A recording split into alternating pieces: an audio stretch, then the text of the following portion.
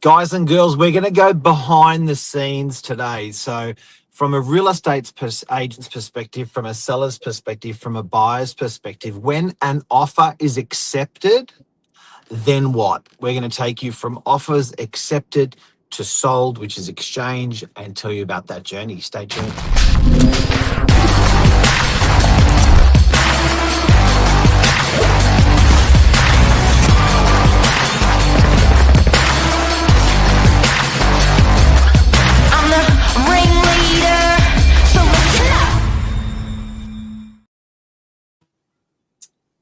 Morning, Mr. Mark. Mr. Mark Novak, how are you? Good, thanks, Mr. Josh Babshot. Yes, the good old offer accepted. What comes after the yes this morning? Oh, look, there's the emotional path, there's the legal path, there's the strategy path. It's multifaceted. We're going to talk about it all over the next 5 or 10 minutes, and at least give you a little bit of a background knowledge or a bit of a setup that if it does happen with you, hope it'll happen soon. You'll be buying a property soon. What you can expect once offers accepted. Yeah, definitely, because I think there is a whole new journey that tends to begin once you do get that offer accepted. I know a lot of people think, you've made the offer, you've got the yes, it's accepted. What's left to do? Well, there's a fair bit to do. Obviously, dependent on if you're in residential sales, you've got a cool off versus an unconditional offer. Obviously, there's a little bit of a difference between the two. So if anyone's unsure of a cool off, essentially what that is standard for any residential sale that you'll have 5 business days. If it is a public holiday between those business days, that is an extended to a further day. But essentially that's given the buyer some time to do their due diligence, either go through strata reports, contract with their solicitor, or just need that little extra time to feel confident to pull the pin. Now on these 5-day cool offs, you don't pay the full 5% or 10% deposit like you normally would. You pay a 0.25%. And if you do pull out at this point, you will forfeit that 0.25%. So bit of a difference in offer and acceptances based on your deal, whether it's a cool off or unconditional. But essentially, there are a lot of steps. For example, your legal side of things. So if you are going with that cool off or it's not an immediate exchange, obviously there's a contract to be reviewed by solicitors, and there tends to be some things like land tax components or amended clauses, etc. So that's probably one side of it that we usually see all the time. Mark, do you want to tip into what comes next? Yeah. And look, you're going to be asked to engage professionals, and quite a lot of professionals right at the beginning. So that's probably the first thing where you're like, I don't have a lawyer, or, oh my God, I better speak to my bank, or what's a strata search? Who's going to do that for me? Or, well, who's the building inspector? I haven't got one. So, and it's quite compressed because it happens all in a finite amount of time. You're normally expected to sign a contract and pay a check and final, and when the sold goes on it, when it's called an unconditional exchange, is when the sold goes on the board. You're sort of expected to do that, I guess, between 5 and maybe 7 business days. So you've got to have a lot of your ducks all lined up when after you've got your offer accepted, before or during. Yeah, definitely. I think a big one, just to touch on that, Mark, is obviously you've got offer accepted, but you haven't exchanged, therefore you're not sold. So what do people, in a market that is obviously everything's for sale until it's sold, there's some circumstances where you might have that offer accepted, yes, but you haven't exchanged, and then this property is still advertised on the market, and then someone comes in and makes a higher offer. So you're caught in that mix between making sure you cover all your bases, but also making sure that you secure the property, because at any point, it's an agent's duty to communicate any offers or any other interest up until that property is unconditionally sold. So it's a bit of a tightrope, that 5 or 7 days, isn't it? Yeah, it is. And don't forget that the agents are working for the seller. So as much as they're trying to facilitate the sale, make it smooth for you, they're at the end of the day, they're going to be in the corner of the seller. They're the people that are paying the selling fee. You know, there's there's a fiduciary duty to act morally, ethically along the way as well, and there's those protections there for you. But basically, make sure you've got a great lawyer, make Mm, sure you got a great broker or bank, you know, having those funds approved.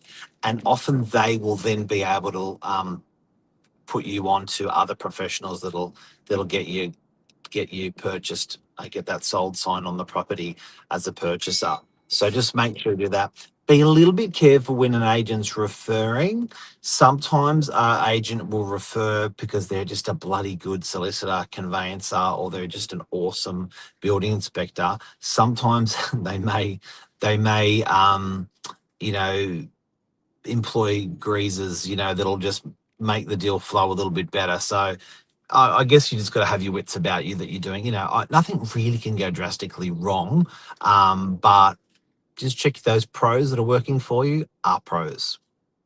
definitely. And I think the good thing with all the online and information that's available to us, if you are referred someone, just like anything, do your research beforehand. But I generally tend to give three options for solicitors. You know, someone that's, you know, considered not expensive, someone in the middle, someone, you know, probably a higher level of service, and always refer that on to buyers, because it's extremely important to have a good solicitor.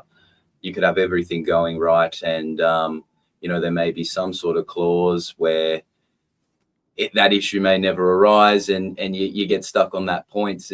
You know, you see it happen quite often. So just having a good solicitor, and they're there to action things, because what you see a lot of the time after you're off their acceptance and you're going back and forth over a contract review, well, one solicitor will call in at, you know, or send an email at, you know, 10, 11, 12 o'clock. Then you know, you won't get a response to the other side till the end of the day. Then that follows into the next day. So it's just you definitely can see the difference when you're dealing between different solicitors and their ability to work past, you know, certain hours and ensure the efficiency for the deal. So very And I think important. don't feel shy. Like, this is an emotional path for you as a purchaser. Don't forget, at any time until you've signed something, you can pull.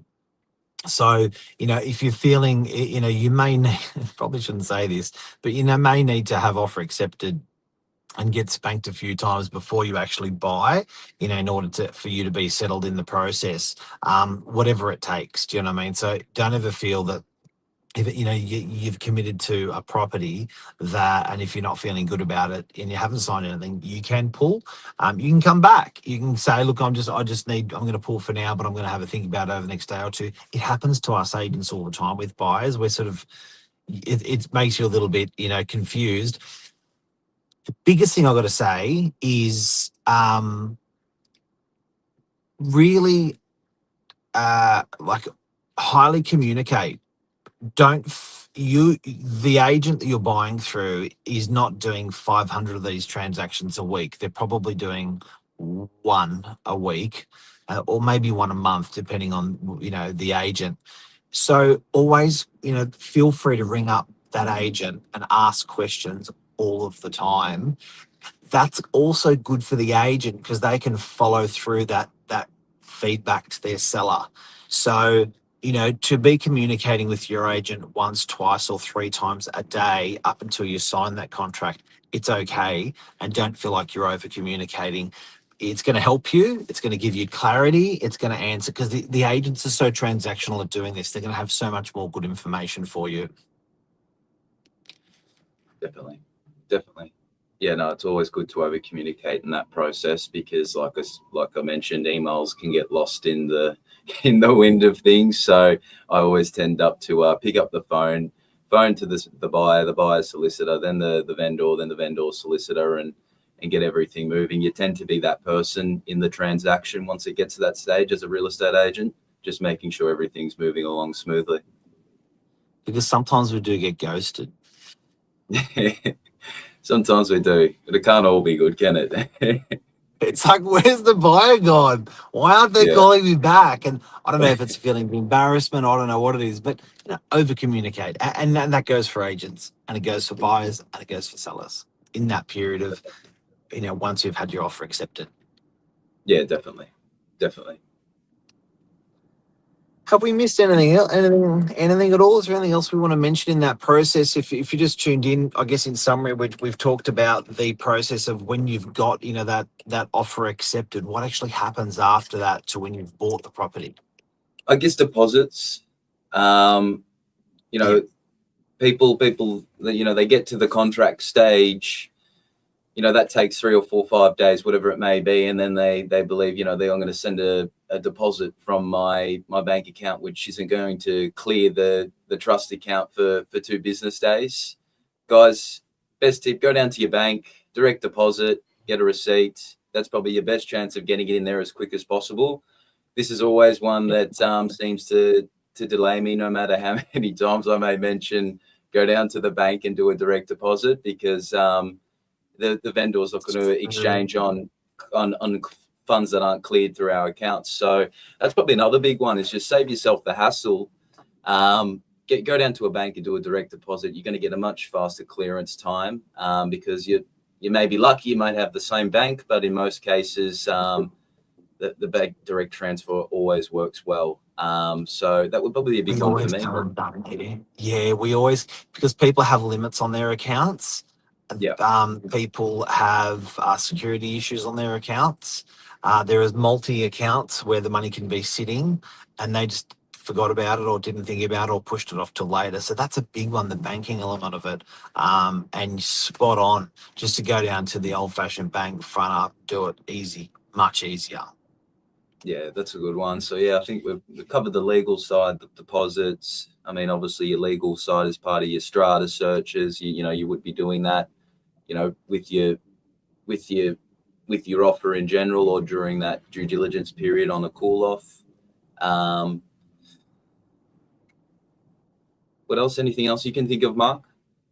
That's it. Hopefully we help someone out there today. And if you know anyone across New South Wales, what we've spoken about pretty much applies across New South Wales. It's different in other states. If you know anyone buying at the moment, feel free to forward this to them to help them out. It's a quick 10 minutes to help a buyer out in a bit of an unknown period of time when they're buying something. Fantastic. Thank you, Mr. Webshot. Thank you, Mr. Novak. Thanks, everyone. It'll be the last one for the year. So Merry Christmas and have a great New Year. Oh, yeah.